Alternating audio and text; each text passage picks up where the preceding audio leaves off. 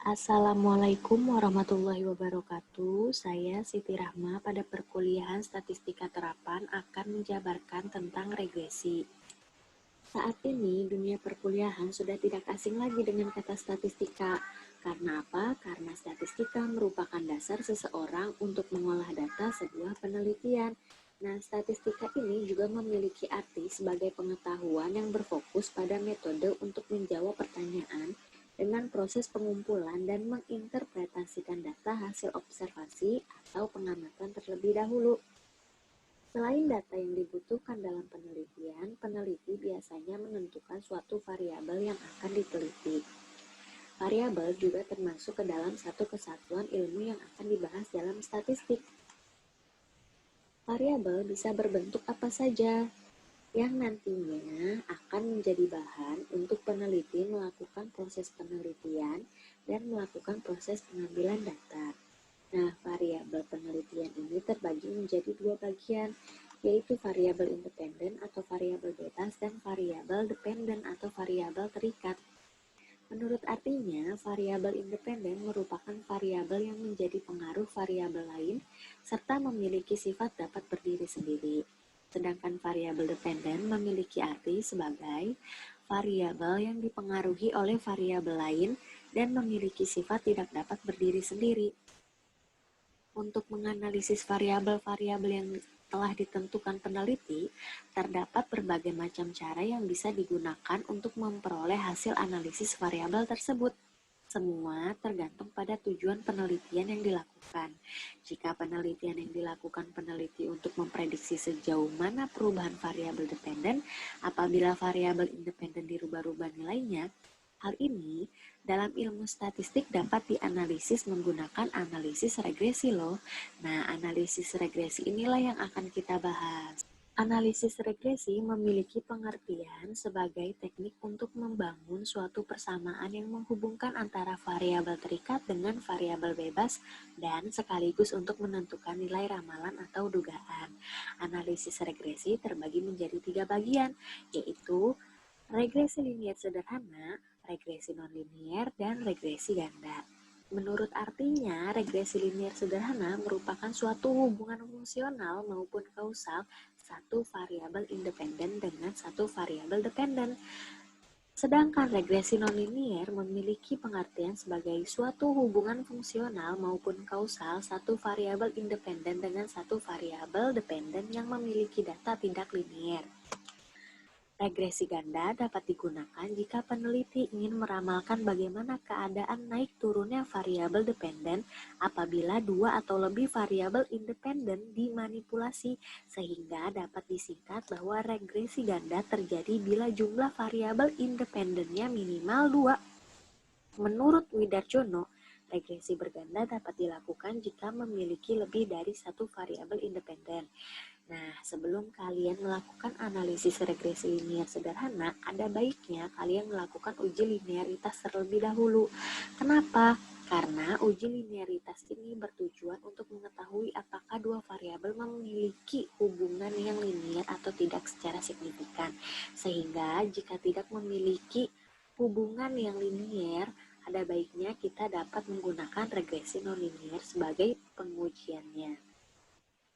Analisis linier sederhana memiliki persamaan sebagai berikut, yaitu Pi sama dengan A ditambah B dikali X, di mana yaitu Pi memiliki keterangan sebagai subjek dalam variabel dependen yang diprediksikan, A memiliki keterangan sebagai harga Y ketika harga X sama dengan 0, atau harganya konstan, dan B memiliki keterangan sebagai angka arah atau koefisien regresi yang menunjukkan angka peningkatan ataupun penurunan variabel dependen yang didasarkan pada perubahan variabel independen.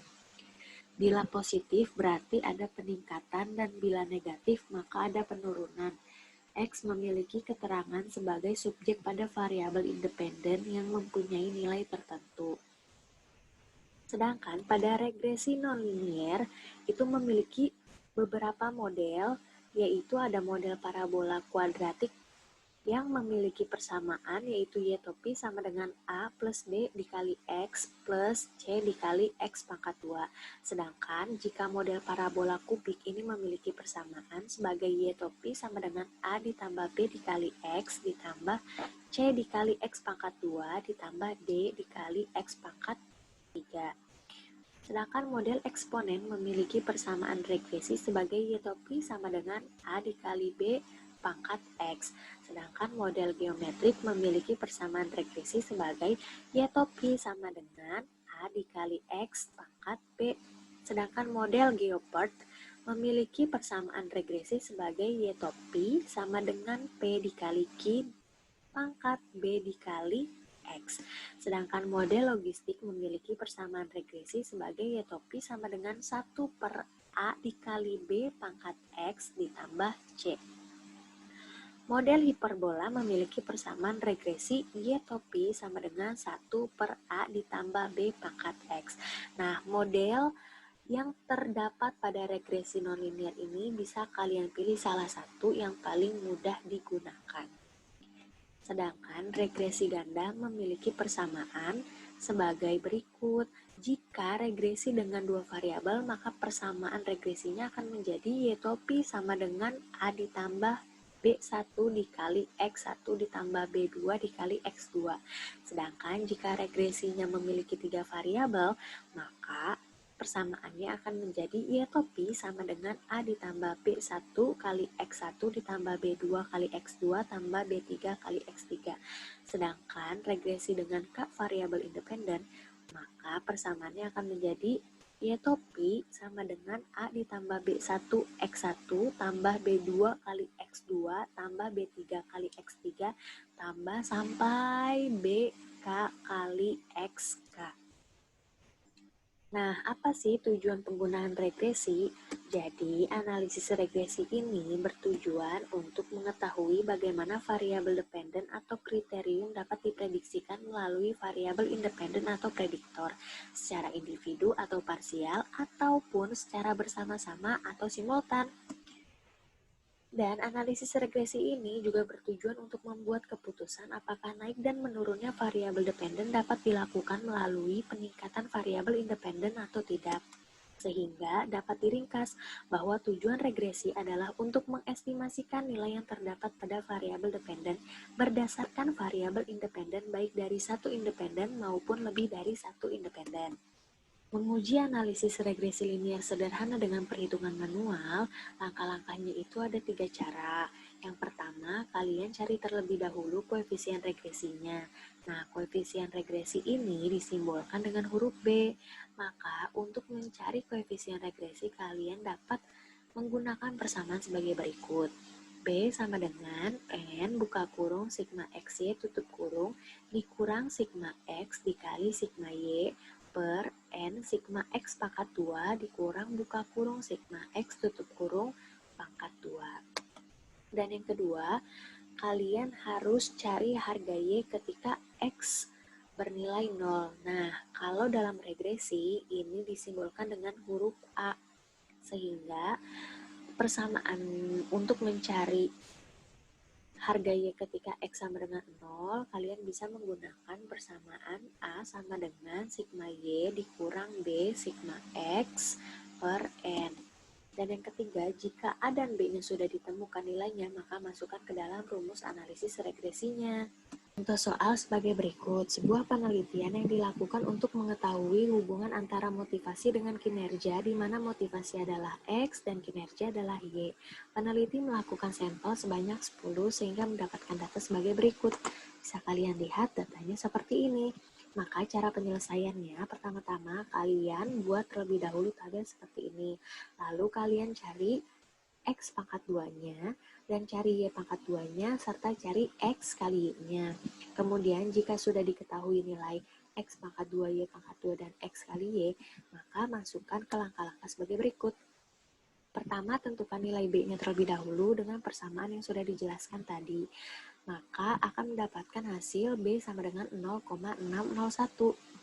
Dan yang kedua, tentukan nilai A-nya, di mana persamaan nilai A juga sudah dijabarkan di slide sebelumnya, maka hasil A-nya akan mendapatkan 1,484. Nah, hasil 1,484 ini bisa kita bulatkan menjadi 1,50. Dan yang ketiga, jika nilai A dan B-nya sudah diketahui, maka masukkan ke dalam persamaan analisis regresinya, yaitu Y topi sama dengan A ditambah B dikali X. Sehingga Y topi sama dengan 1,5 ditambah 0,601X. Jika diuraikan dengan kata-kata, maka setiap perubahan skor motivasi sebesar satu satuan dapat diestimasikan berubah sebesar 0,601 satuan pada arah yang sama. Selanjutnya, kita akan menguji analisis regresi nonlinier dengan perhitungan manual, di mana sudah kita ketahui bahwa analisis regresi nonlinier itu banyak sekali modelnya. Namun, nggak usah khawatir, karena di sini kita akan menggunakan model parabola kuadratik. Kenapa? Karena model ini yang sering banyak digunakan serta paling mudah diterapkan. Berikut contoh soalnya. Sebuah penelitian yang dilakukan untuk mengetahui hubungan antara motivasi dengan kinerja, di mana motivasi adalah X dan kinerja adalah Y. Peneliti melakukan sampel sebanyak 8, sehingga mendapatkan data sebagai berikut. Bisa kalian lihat seperti ini datanya. Nah, penyelesaiannya pertama-tama kalian buat terlebih dahulu tabel seperti ini, lalu kalian cari nilai X pangkat 2-nya, kemudian X pangkat 3-nya, kemudian X pangkat 4-nya, lalu X kali Y, dan X pangkat 2 kali Y. Kenapa? Karena variabel X pangkat 2, X pangkat 3, X pangkat 4, X kali Y, dan X pangkat 2Y ini akan kita gunakan untuk mencari koefisien A, B, dan C-nya. Di mana ada 3 persamaan yang mesti kalian ketahui terlebih dahulu. Di mana persamaan 1 yaitu sigma Y sama dengan NA ditambah B sigma X tambah C sigma X pangkat 2.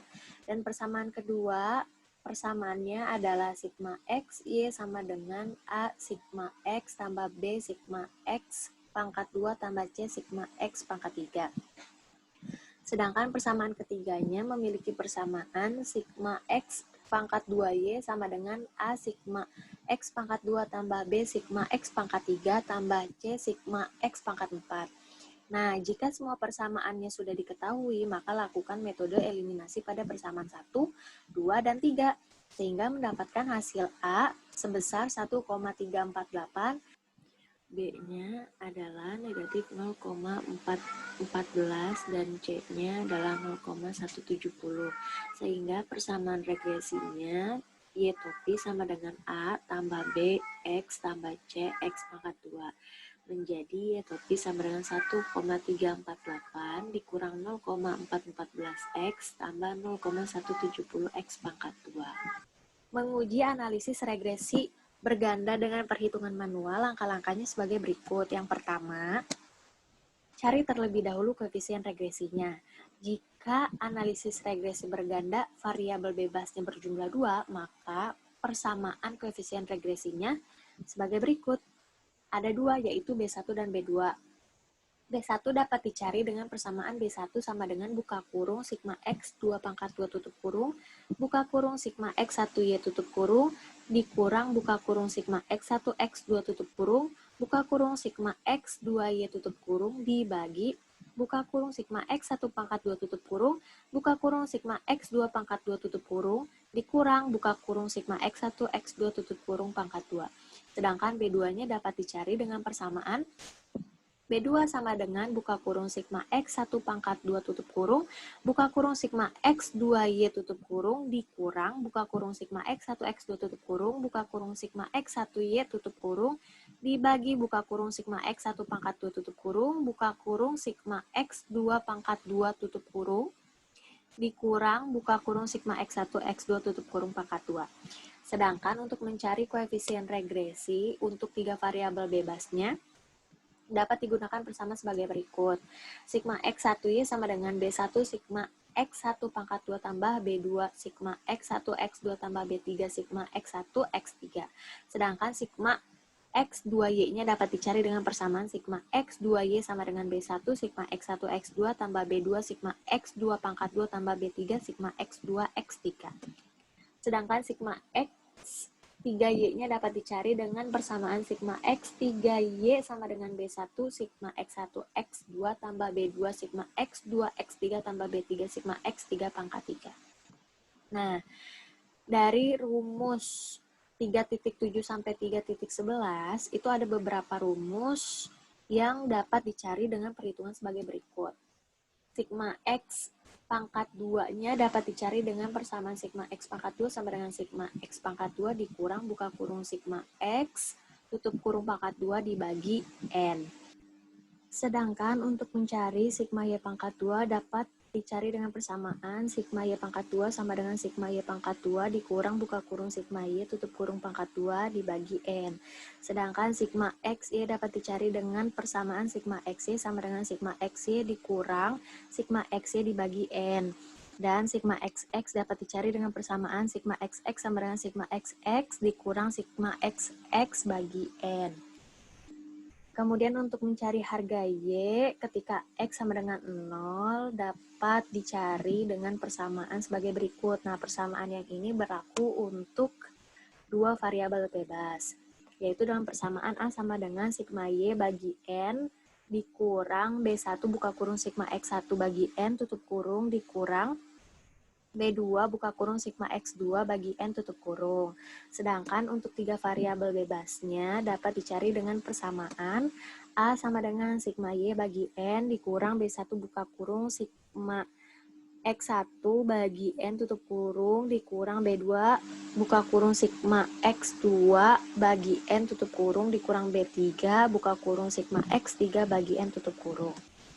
Nah, jika nilai A dan B-nya sudah ditemukan nilainya, maka masukkan ke dalam rumus analisis regresi bergandanya. Contoh soal pada regresi berganda sebagai berikut. Sebuah penelitian yang dilakukan untuk mengetahui hubungan antara kepemimpinan dan motivasi dengan kinerja, di mana kepemimpinan adalah X1 dan motivasi adalah X2 dan kinerja adalah Y. Peneliti melakukan sampel sebanyak 30 sehingga mendapatkan data sebagai berikut. Bisa dilihat data yang diperoleh. Maka penyelesaiannya adalah yang pertama, kita buat terlebih dahulu tabel seperti pada gambar berikut. Nah, kemudian kita cari nilai X1 pangkat 2, X2 pangkat 2, Y pangkat 2, X1 Y, X2 Y, dan X1 X2. Kemudian jika sudah, tentukan nilai B1 dan B2-nya dengan persamaan yang sudah dijelaskan sebelumnya. Maka kita akan mendapatkan nilai B1 dan B2 sebagai berikut. B1 akan bernilai 0,552 dan B2 akan bernilai 0,764. Sehingga kita akan lanjut mencari nilai A dengan persamaan yang sudah dijabarkan terlebih dahulu juga, maka nilai A-nya kita akan dapatkan adalah negatif 11,6.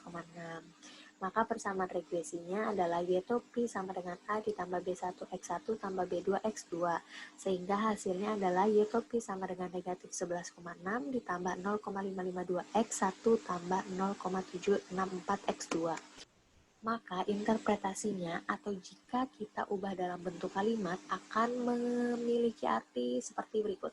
Konstanta sebesar negatif 11,6 jika kepemimpinan atau X1 dan motivasi atau X2 nilainya adalah 0, maka kinerjanya akan bernilai negatif 11,6. Kemudian koefisien regresi kepemimpinan atau X1 sebesar 0,552. Artinya jika variabel independen lain nilainya tetap dan kepemimpinan mengalami kenaikan nilai 1, maka kinerja Y akan mengalami peningkatan sebesar 0,552. Selanjutnya, koefisien regresi motivasi atau X2 sebesar 0,764, di mana jika variabel independen lain nilainya tetap dan motivasi mengalami kenaikan nilai 1, maka kinerja akan mengalami peningkatan sebesar 0,764. Analisis regresi menggunakan ANOVA.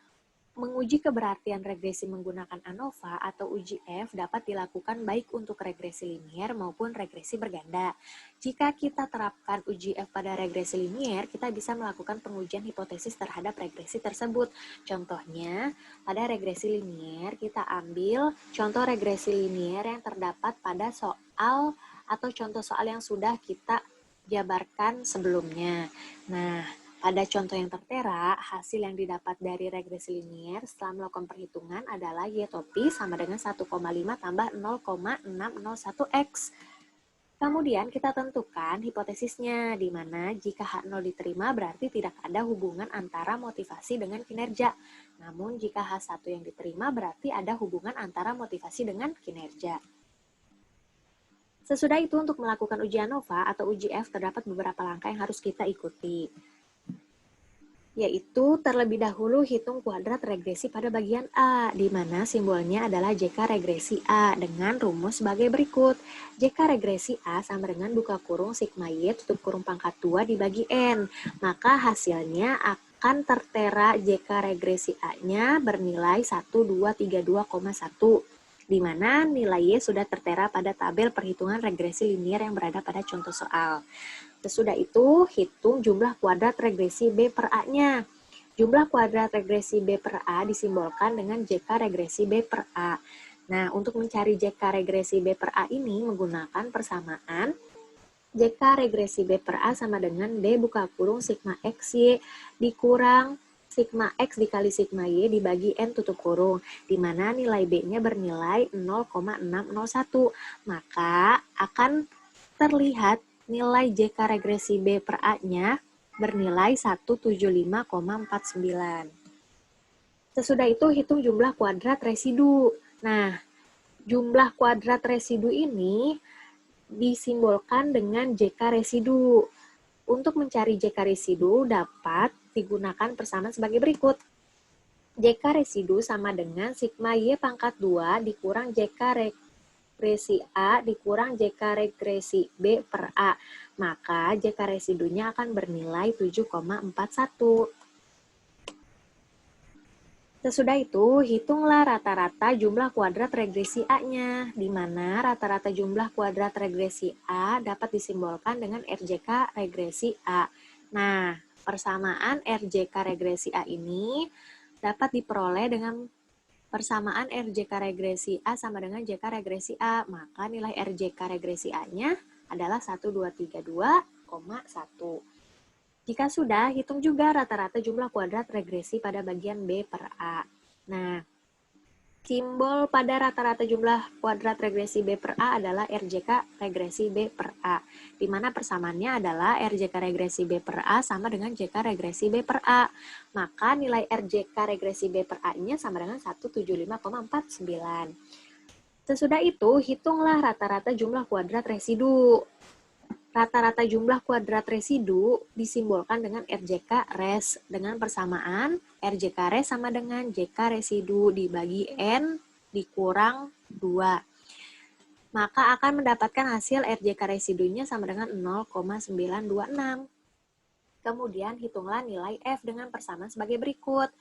Persamaannya adalah F hitung sama dengan RJK regresi B per A dibagi RJK residu, maka nilai F hitungnya adalah 189,52. Jika nilai F hitung sudah terlihat hasilnya, maka langkah selanjutnya tentukan nilai kritis atau tentukan nilai F tabelnya pada derajat bebas atau DF regresi B per A-nya. Namun sering disebut dengan DF1. Nah, di sini DF1-nya bernilai 1. Kemudian cari DF residunya atau sering disebut DF2-nya. Nah, DF2 ini dapat dicari dengan persamaan N dikurang 2, sehingga dapat hasilnya adalah 8. Kemudian pada F tabel kita akan terlihat hasilnya adalah 5,318. Sesudah itu nilai uji F hitung dengan nilai uji F tabel. Kalau sudah diketahui maka bandingkanlah kedua nilai tersebut. Jika nilai F hitung lebih besar atau sama dengan nilai F tabel, maka H0 ditolak.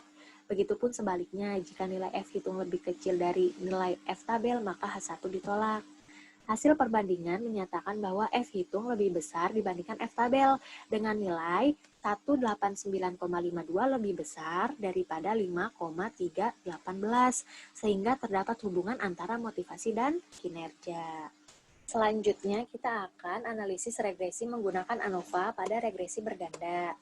Kita ambil contoh regresi berganda pada tabel data yang sudah tertera di contoh soal. Pada contoh yang tertera, hasil yang didapat dari regresi berganda setelah melakukan perhitungan adalah Y topi sama dengan negatif 11,6 ditambah 0,552X1 ditambah 0,764X2.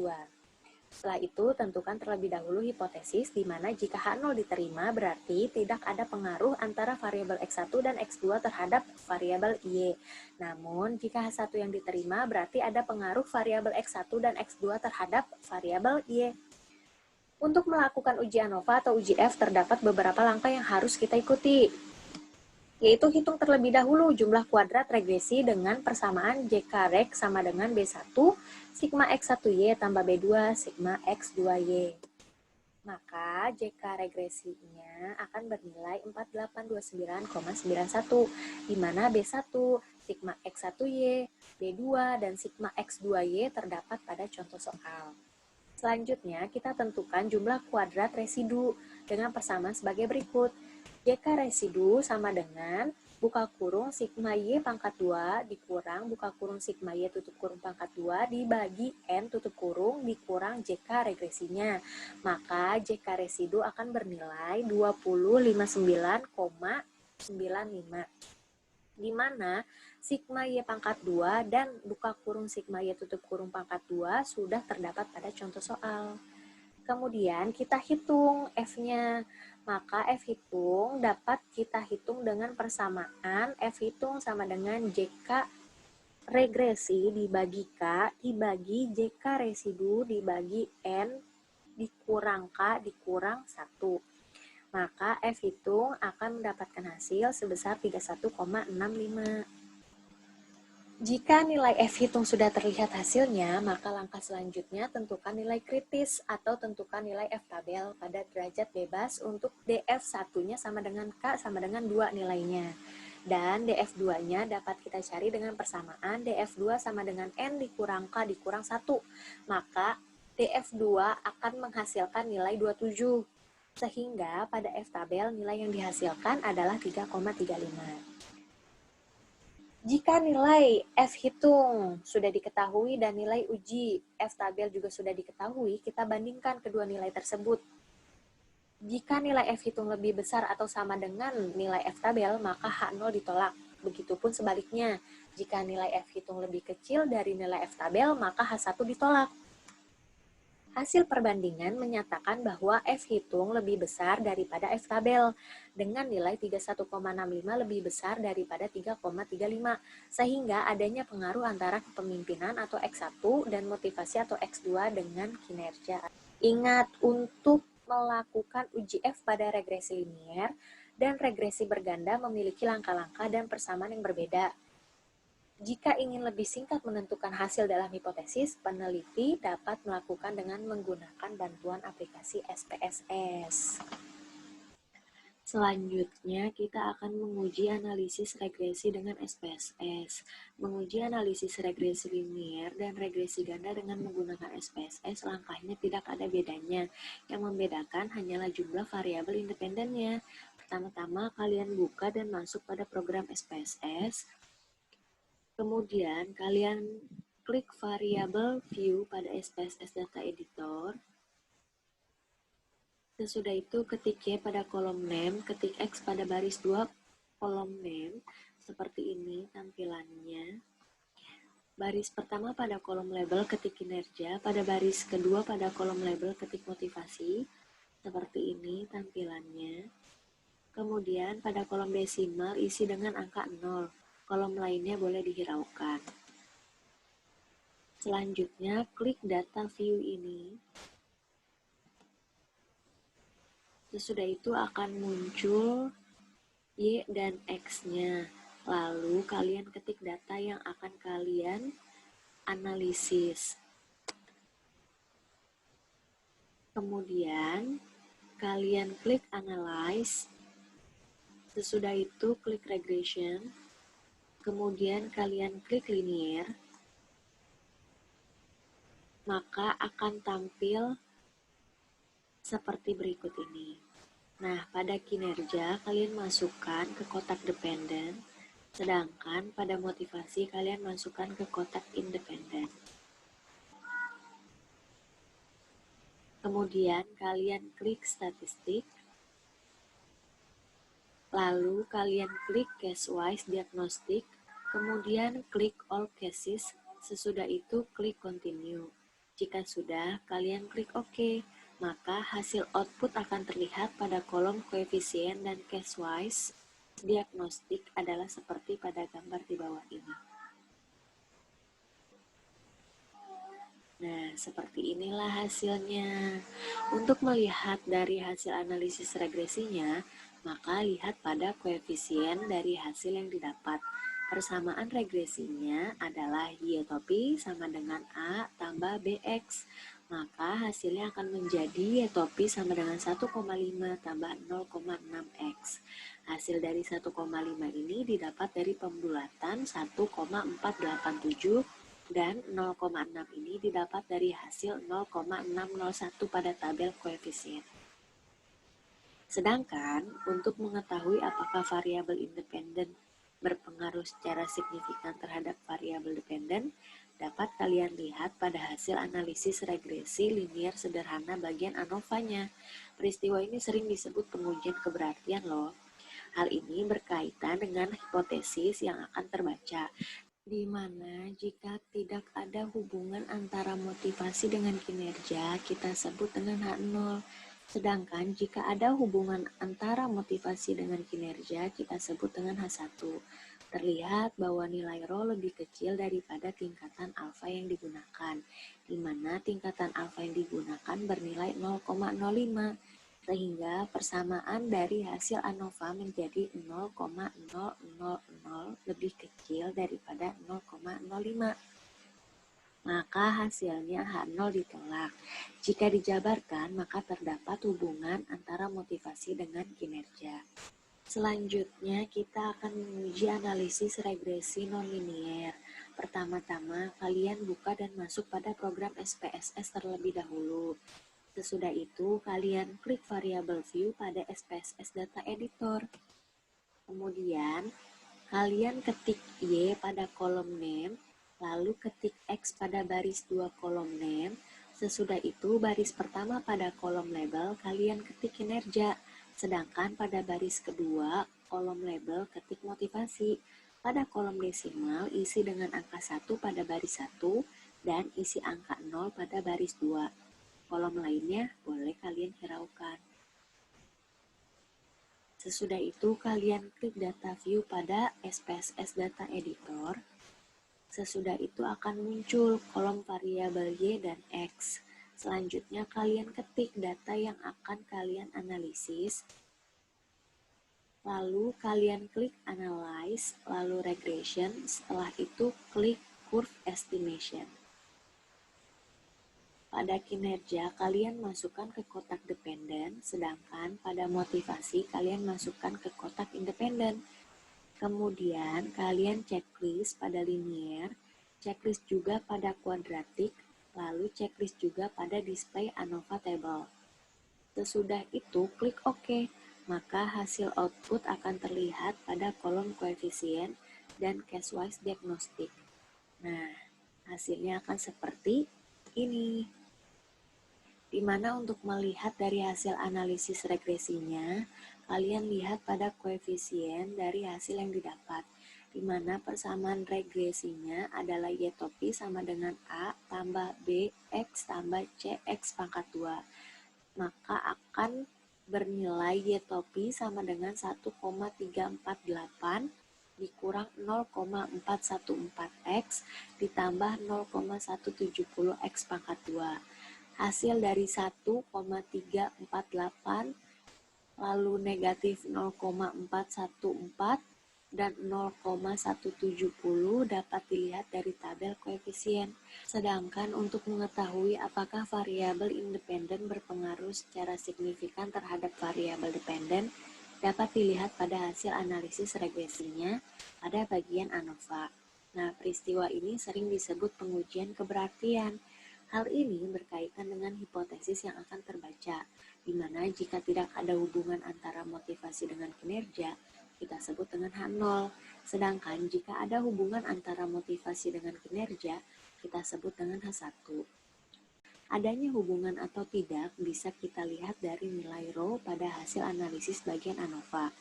Terlihat bahwa nilai rho lebih kecil daripada tingkatan alfanya, di mana tingkatan alfa ini bernilai 0,05. Sehingga persamaan dari hasil ANOVA menjadi 0,000 lebih kecil daripada 0,05. Maka hasilnya H0 ditolak. Jika dijabarkan, maka terdapat hubungan antara motivasi dengan kinerja. Nah, ini adalah referensi yang digunakan dan terima kasih.